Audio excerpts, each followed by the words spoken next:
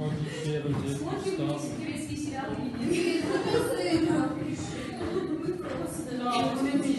Да, кстати, у меня был первый пункт, зачем как бы интересоваться, что может заинтересовать турецкий. Ну, конечно, сейчас это турецкие сериалы во многом, потому что они... Ага, заработала. Это мой кот. Наверное, ничего не видно, да?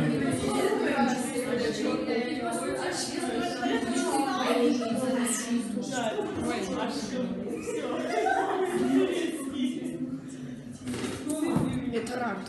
Ага, окей.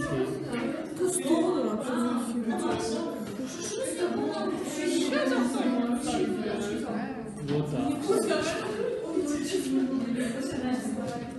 Девушки, найдите себе место.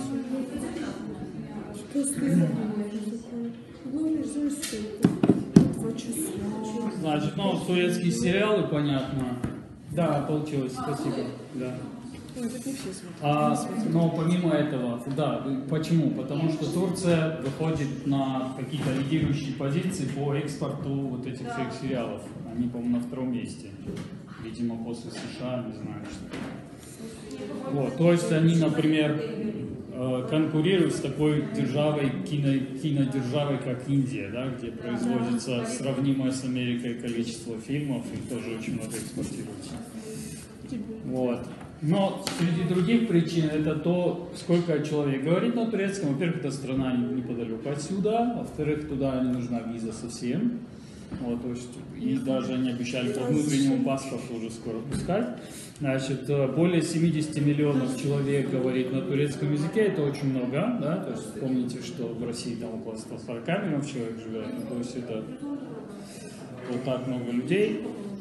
Турецкий язык занимает 21 место в рейтинге языков по числу говорящих, то есть это ничего себе, да, один из самых крупных языков, даже если он далеко. Да, спасибо.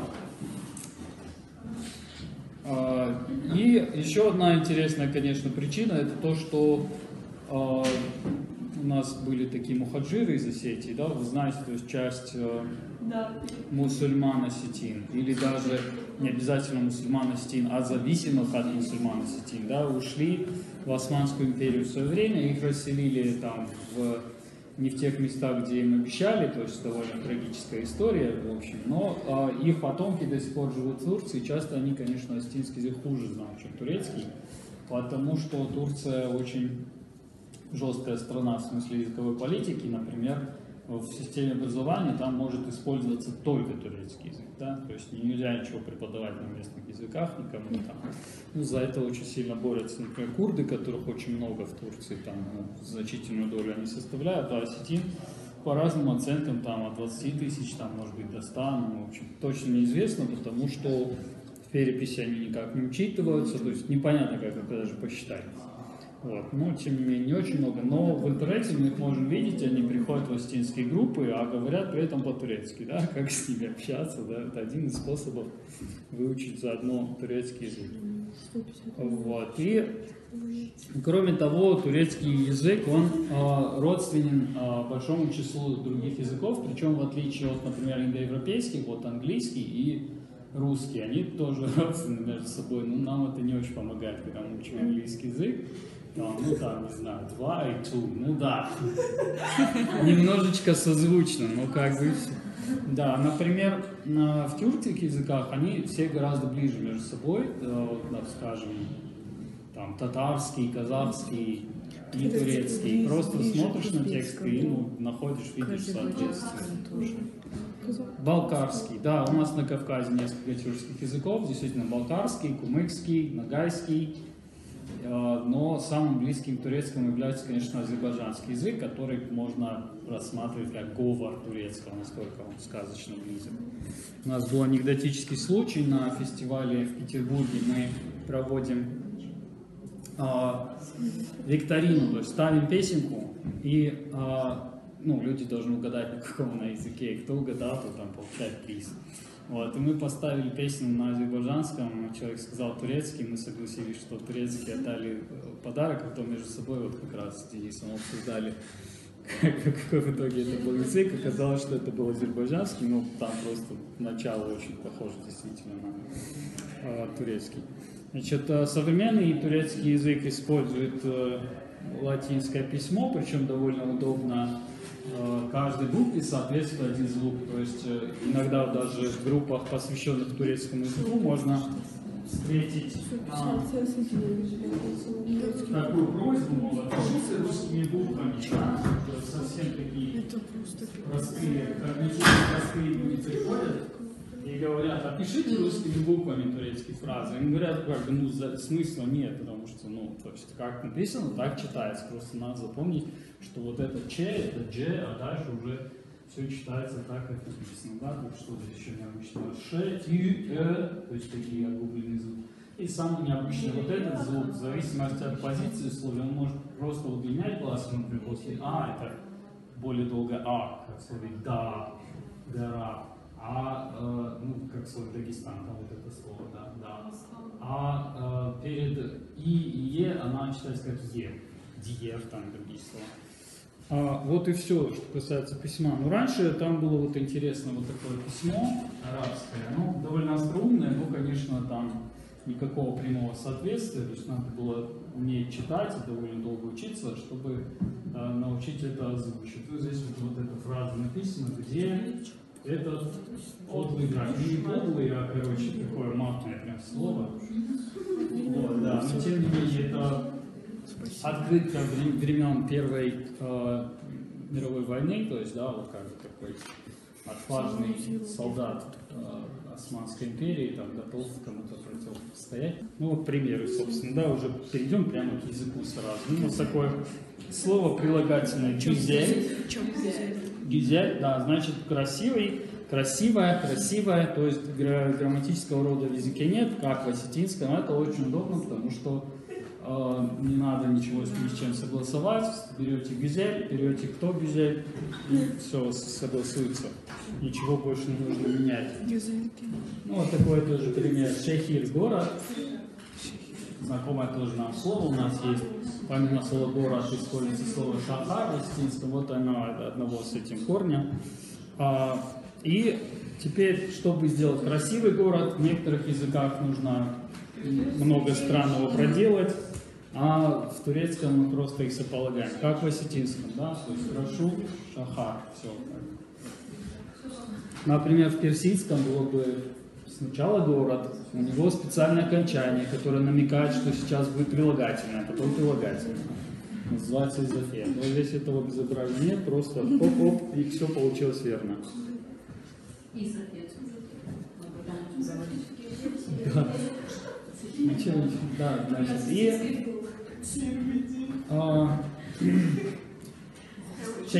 где в городе, да, то есть это местный падеж, вот такое у него окончание. То есть, как сказать, в красивом городе, в русском языке надо знать предлог, поставить его тоже в правильную форму, потому что может быть во втором и так далее, да, то есть другая форма предлога может быть. Нужно знать, как падеже изменяется, как прилагательное. Здесь ничего не изменилось, здесь изменилось. Ну, в принципе, тоже похоже, как устроен осетинский, да, был рашу, шахар, окончание местного падежа. Вот. Но это вот как раз изофет, который есть в турецком. Значит, существительные могут выступать определениями, то есть как бы прилагательными. Но для этого нужно у определяемого поставить окончание «и». Вот здесь для примера сад – это часы, шахар, понятно, да, часы, а кол – это рука, вот, ну, так, запястье.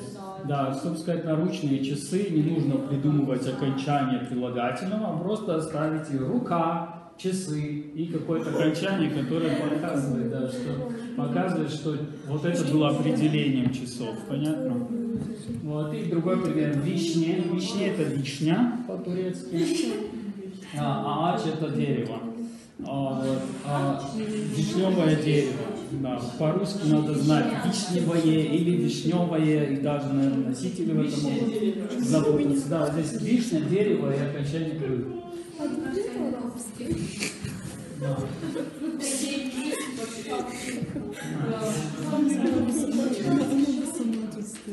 Вот такое слово. Дерево. И здесь мы что видим? Еще озвончилась че в дже перешла. Ну, это как бы такая регулярная штука. На этот случай есть такое слово кетчуп. Кетчуп, да. Чтобы запомнить согласные, которые обозначаются перед гласными. Да? То есть если слово заканчивается на к, т, ч и п, и оно попадает в положение, как вот со словом ач, попало в положение между двумя гласными, то вот такая согласная означается, то поэтому больше аджи. Да?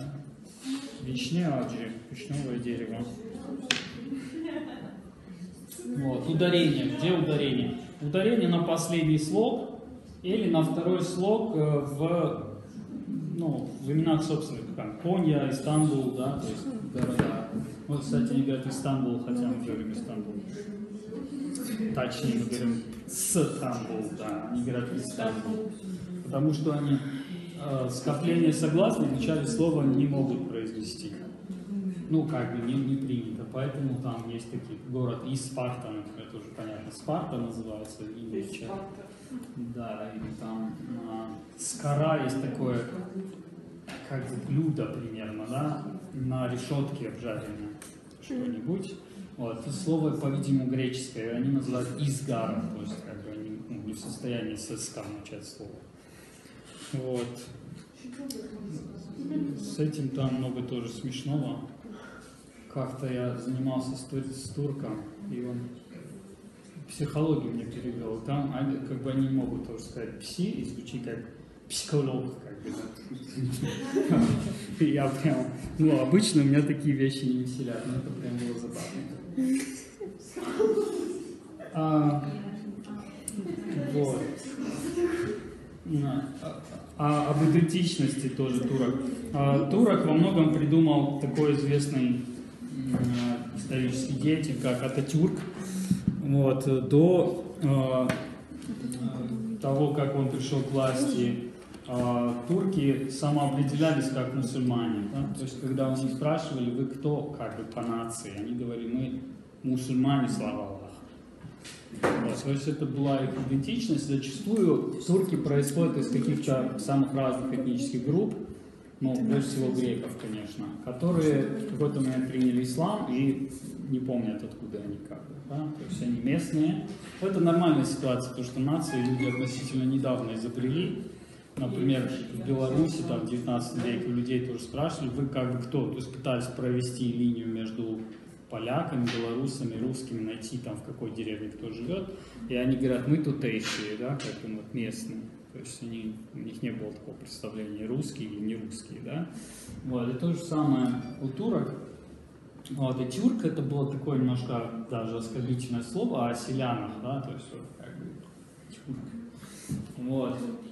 А после возникновения греческого и турецкого государства, как вот уже современных республик, между ними случилось несколько войн, и то, что называется обменом населения. Обменом населения, таким красивым словосочетанием, называется перемещение 1 и 2 миллионов человек вот так вот перекрестно. Да? То есть из Турции выселили даже не греков, а христиан, а из, соответственно, Греции выселили мусульман. Так получились вот современные вот эти два государства в результате. То есть и там живут люди, которые буквально совсем недавние предки, которых еще в конце 19 века жили в другой стране. Вот. И это определяет такие love-hate relations, да, между Грецией и Турцией. Если вы, я так понимаю, есть какой-то интерес к турецкому, если вы смотрели, например, эстраду турецкую или греческую в Ютубе, там в комментариях или война, или братание, да, то есть там, как красиво, то есть там, например, греческая песня, и там турки по-турецки могут писать, как красиво, мы родственные страны, и что-то такое, да. В то же время они, конечно, помнят друг другу какие-то обиды, резню, там, все такое, поэтому так все сложно. И до 1935 года у турок не было фамилий, то есть их называли, там, Мустафа, Мехмед и так далее, и все. Это очень затрудняло. Или прозвище, да, хромой Мехмед, да, чтобы понятно, какой Мехмед, да, вот. Или там, да, по району, откуда он там родился и так далее.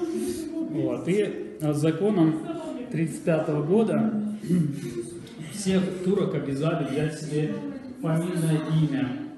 Вот. И фамильное имя можно было взять только турецкого происхождения. Поэтому турецкие осетины записываются как-то неожиданным образом. Да? Вот. То есть не называются, как казалось бы, было бы логично, куском своей осетинской фамилии или вообще просто своей осетинской фамилии. Вот. А обычно неожиданные просто турецкие слова. Ну, как примеры таких турецких фамилий, частот можно привести там Акьол, например, да, это светлый путь.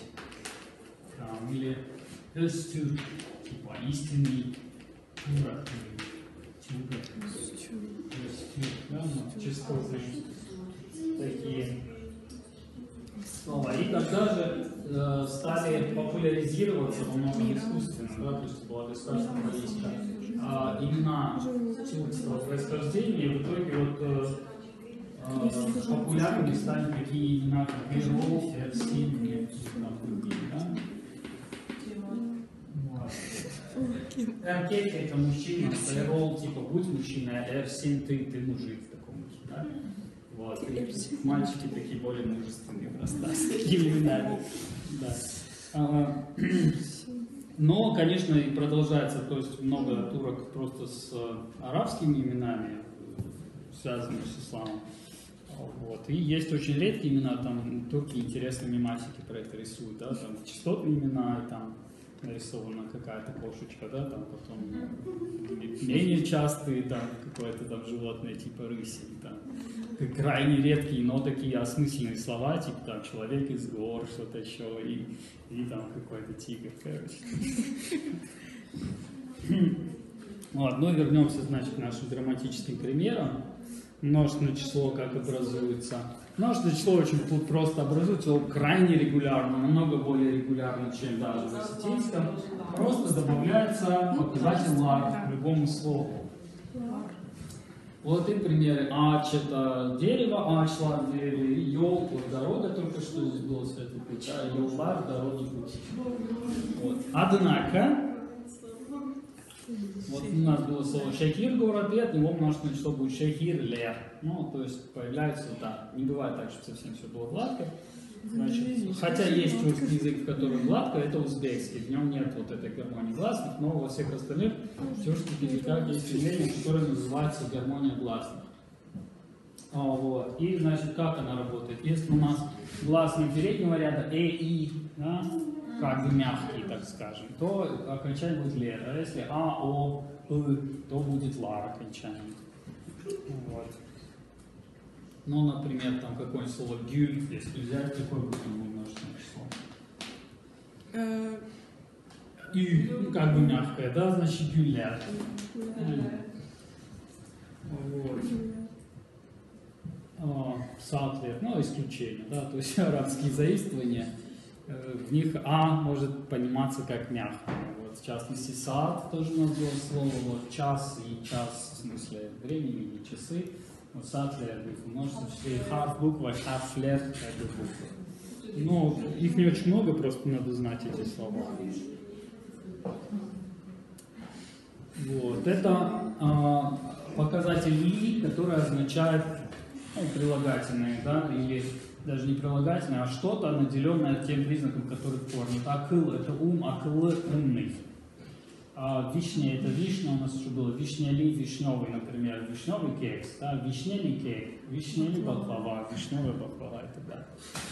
Вот. Но это, казалось бы, удобно, нам просто это интересный пример на то, что там бывает. Значит, здесь еще гармония идет по огубленности, да, то есть смотрите, какие возможны варианты. Ли, лы, ли и лу, потому что туз-лу, значит, огубленность сохраняется, туз-лу соленый. Гичлы, да, то есть и огубленный, и как бы, ну, мягкий, да, гичлю сильный, сютлю молочный. Вот. И вариантов таких суффиксов, да, то есть получается здесь что, 4 суффикса, здесь 2, здесь 4.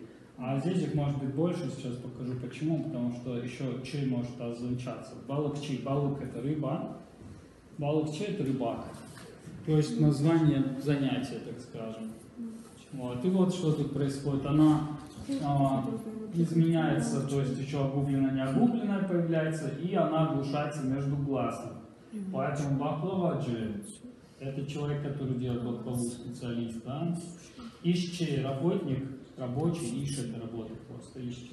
Таксиджи означается джи – таксист, йолджу – пассажир, человек, что-то делающий из дороги, фандайгон, да, как сказать.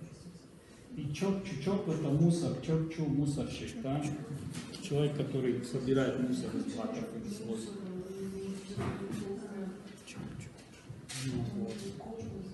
То есть получается 8, да? 8 показателей, которые зависят от того, какая гласная в последнем вот здесь корне, в последнем слоге в корне. Вот. Ну, примеры какие-нибудь. Возьмем глагол, да, это же всегда интересно, что в глаголе у людей происходит. Какой-нибудь позитивный. Гюльмек это смеяться, гюльсемек это улыбаться. Чтобы были подлиннее примеры. Гюльсемек. Да. Вот, и что? Следующий пример не видим. Да. Сейчас я улыбаюсь. Гюльсеру. Да, то есть вот эта основа гюльсей, здесь она изменяется из-за у и превращается. Йор это показатель, так сказать, continuous, да, то есть то, что происходит в данный момент. Ум это личное окончание. Все меняется по личным окончаниям, тоже как в эстинском. То есть, например, ты улыбаешься, будет. Вот, и другие примеры. Гюльсерин. Это улыбаюсь вообще, да, как бы такой present simple английский аналог, да. Например, птица летает или рыба плавает, вот такое хоть обобщающее время, вот оно вот так используется. Ну, довольно простой, то есть просто rest является и показатель лица. Гюльсей Джейн, да, буду улыбаться. Тоже очень понятный показатель будущего времени. Вот, он строго говоря, вот такой эджей. Вот. Но из-за того, что гюльсей на оканчивается, не может примыкать, здесь вставляется е, поэтому получается гюльсей Джейк, это он будет улыбаться, а еще нужно приклеить им, и по вот этому принципу кетчупа, да, у нас получается, что к означается, переходит вот в это д, получается гюльсей Джейк, буду улыбаться. Это прошедшее, простое прошедшее время, гюльсей Дим, да. Я улыбался или я улыбалась. Вот. А это более сложное прошедшее время. Гюльсердин, то есть это р отсюда и показатель прошедшего времени. Да? Это означает примерно то, что в английском означает I used to smile. Да? То есть я вот частенько улыбалась прежде, а вот что-то еще случилось, и больше этого не делала. Да? Да. Соответственно, может быть гюльсердун, да, йор вот отсюда. И d показатель прошедшего времени, то есть я улыбалась или улыбался в момент, когда что-то произошло, как бы такой past continuous.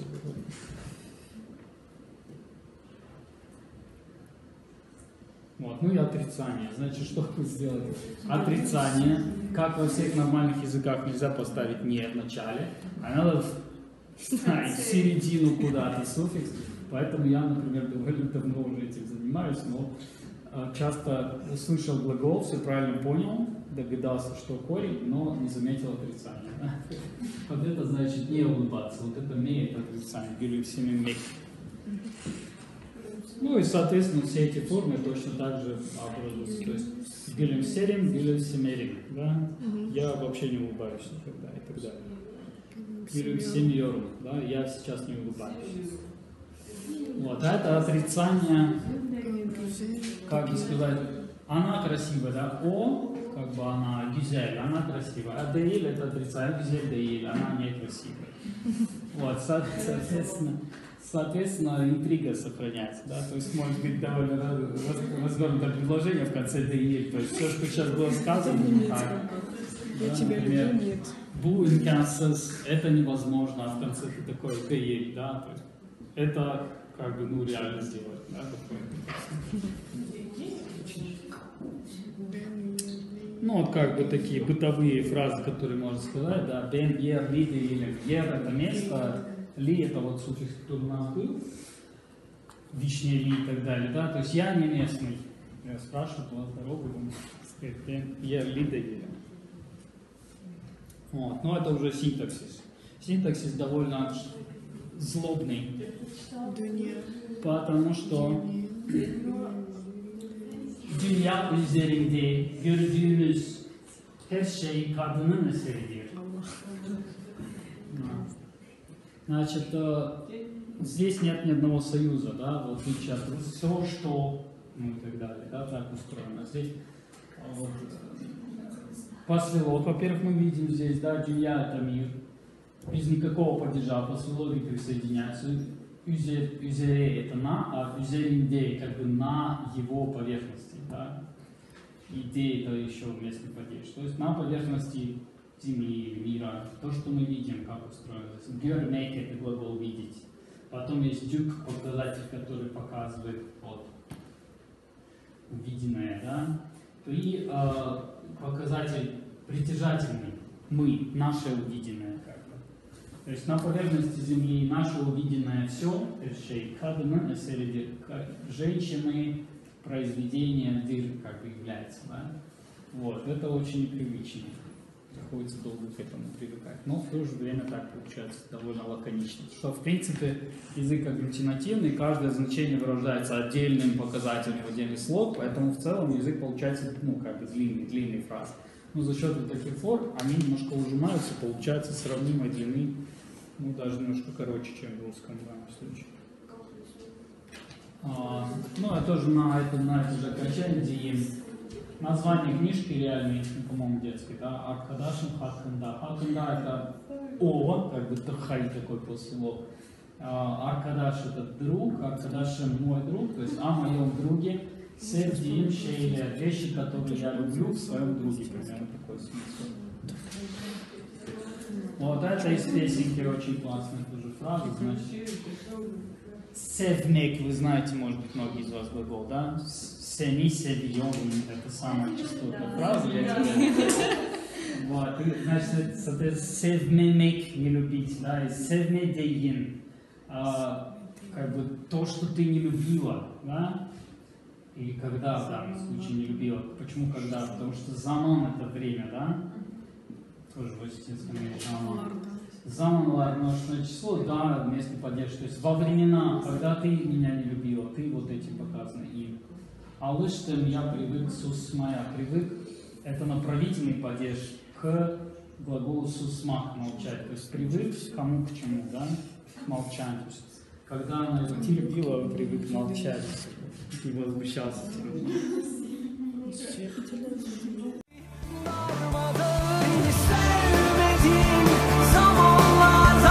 Alıştım susmaya, hiç ağlamadım, ağlamadım, alıştım susmaya.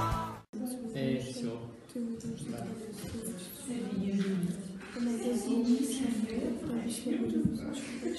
Да, вопросы ваши, или я чего-нибудь еще добавлю? Часто говорят, что турецкий язык самый легкий язык, правда ли? Ну, это не совсем правда, потому что самый легкий язык я сейчас следующий буду представлять, эсперанто, да? Да, бесспорно самый, как бы созданный язык легкий. Но турецкий, конечно, относительно, он регулярный язык, да, и он, ну как сказать, с точки зрения еще осетинского, там встречаются знакомые слова, ну, всякие арабизмы в основном. Я вот заметила религиозные слова, касающиеся. Ну, они не только религиозные, например, вот в песенке тоже есть такая фраза «Кавган этмеелим». Вот этмеелим давай не будем делать, этмеелим, она как ему предлагает, давай не будем делать. А кавга что такое? Кавга, вот как бы, или как она по-осетински, да, ссора. Вот, то есть давай не будем ссориться. Халва. Да, точно. Значит, еще такой вопрос. Туркменский язык, он относится... Он очень близкий к турецкому. Да, тоже был близко. Да. Но туркменский надо, конечно, то есть какой порядок действий. Когда я увлекся турецким языком, да, там еще учиться, да, сейчас, я начинал с Карачаевского. Да, у меня были там друзья, знакомые в интернете, Карачаевскими там в чате, я пытался язык там что-то вытягивать и как-то понимать, как устроена эта грамматика. Не очень далеко продвинулся, но это было весело. Но лучше начинать с турецкого, если у вас нет случаев ступеней, да, если есть родственники там или есть какое-то рабочее предложение, разумеется, надо прям с туркменского начинать. А если есть просто такой поверхностный интерес, то с турецкого потом можно перепрыгнуть на турецкий язык, если они понадобятся именно.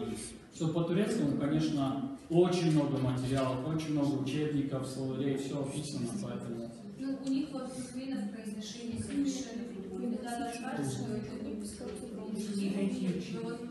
Конечно, отличия есть. Да, я не хочу ни в коем случае сказать, что туркменский и турецкий не отличаются. Да, вот другой очень похожий на турецкий язык, это гагаузский язык. Да. Они тоже, фактически это православный язык. И они сейчас очень многие работают в Стамбуле. Вообще в Стамбуле, да, не только в Стамбуле, вот в торговых местах часто русский язык бывает более полезен, чем, не знаю, английский. Потому что очень много людей приезжают из Азербайджана, из Гагаузии работать, и они там прям работают торговцами, потому что знают турецкий язык. Вот. Это немножко, конечно, снижает ценность усилий на турецкий язык, потому что из нашего притока там есть люди, которые очень хорошо знают русский, очень хорошо знают турецкий, но тем не менее. Вот, ну вот о числительных тоже хотел сказать. Вот у нас в палестинском языке как сочетать, что, не знаю, две машины, как сказать? Два машины, ну окей, хашлуты, да, тоже. Значит, по-турецки машина будет араба. Вот араба. И смотрите, одна машина будет ир араба, а две машины будут кики араба. Ничего не поменяется. То есть числить это правило тюркских языков. Чаще всего в этом ошибаются и те, кто, скажем, после русского учит. Не добавляется ни множественное число, ни родительное, ничего. Араба, вот так, и араба. Более того, чок это как бы много и очень одновременно, да? Чок. Будет чок араба. Очень много машин. Например, bugün şehirde çok araba var. Очень много машин сегодня в городе, да? Вот. То есть так, довольно просто, да.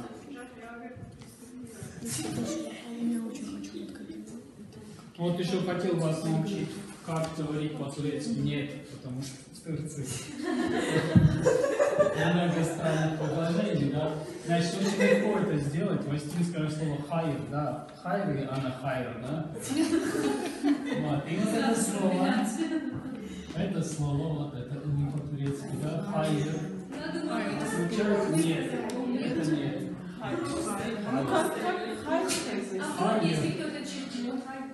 А тогда йог, это что? Йог это отсутствует, это най. Это най, а это на. Вот. Йог. Например, парам, йог, денег у меня нет, да, пара это деньги вообще, парам это мои деньги. Да, парам, йог, нет денег. Да. Вот. Если вы хотите быть сильно грубым, да, то можно сказать сонра потом.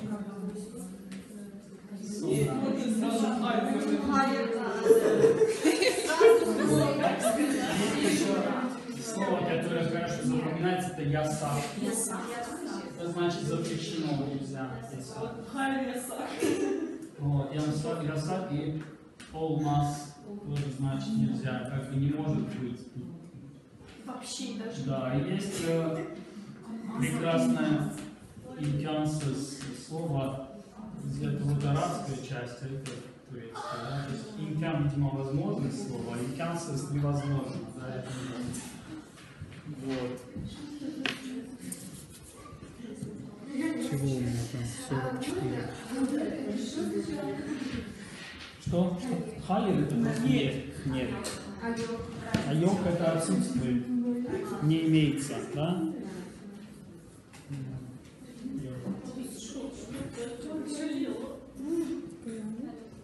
О, главное осетинское тюркское заимствование знаете?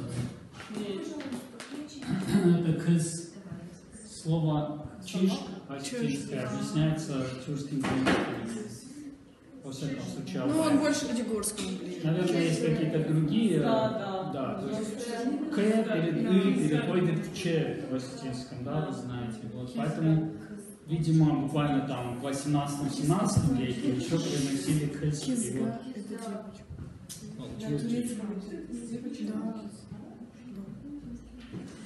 Кыз.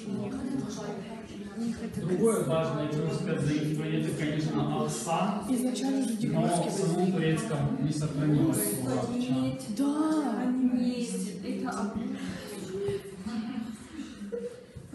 Это нормально. Чьи нормально? Да. То, что осаина. Не забыли.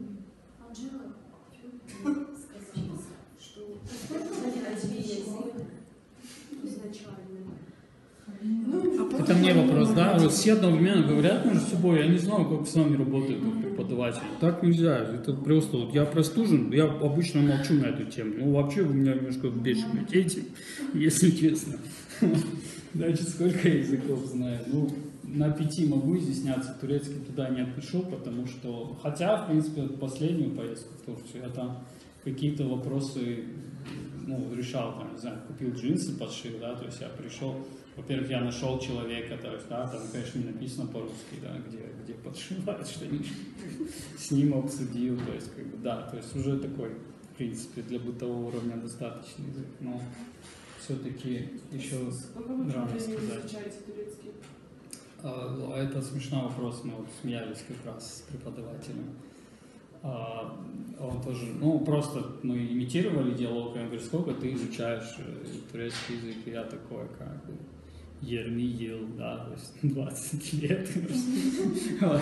Это очень смешно, но как бы я не очень далеко в итоге зашел, потому что, ну, то есть 20 лет назад я чего-то поковырял в учебнике, то есть не считается, что я 20 лет его учу, просто я с перерывами по 1,5 года что-то делаю в турецком, поэтому за 20 лет. И в смысле, если серьезно заниматься турецким, да, даже в свободное свое время, можно за год очень далеко уйти, ну, такой довольно благодарный язык, да. Бывают языки, там вот я сингальский пробовал смотреть, это вот язык на Шри-Ланке, вот, и там пока с письмом разберешься и как бы читать научился, и все уже, как бы запал пропал. Очень тяжело, да. И плюс еще письменный язык и устный, 2 разных языка. То есть, ну, бывает, что в языке неблагодарный язык, да. Вот, а с турецким не так, все довольно просто, с письмом предельно просто, грамматика не очень сложная, прямо скажем. Вот. Довольно тяжело запоминаются слова, потому что как ики, да? Почему это 2, да? Вот с английским мы посмеялись, что two и 2 не очень созвучны. Тем не менее, почему-то это легче на голову ложится, возможно, как раз все-таки из-за того, что немножко созвучно. А вот турецкие слова, они вот ни за что не цепляются, очень плохо возникают ассоциации и очень долго запоминается лексика. Мне очень помогли программы для интервального повторения, это Anki и Memrise. Я вам для всех языков их рекомендую, они очень хорошие. Это приложение, да? И сайты тоже. Ну, Memrise это сайт. И вот, соответственно, на Memrise на сайт заходите, и там есть зарегистрироваться через Facebook, да? То есть, если есть логин от Facebook, то в один клик вы регистрируетесь и находите там себе курсы, да, то есть наборы как бы лексики. Там очень самые разные языки есть, даже осетинский немножко. Вот, и по турецкому, конечно, очень много всего. Ну и в Duolingo есть курс турецкого языка, но через английский. Но в этом есть своя хитрость, то есть можно и английский немножко повторить. Что я, например, английским специально очень давно не занимаюсь, и за счет того, что через английский учил турецкий в Duolingo, ну, не учил, но упражнения делал. Вот, заметил, что там, например, с артиклем все плохо у меня в английском. Вот. То есть полезно для 2 языков сразу. Ну, немножко тяжелее. Спасибо. Спасибо большое.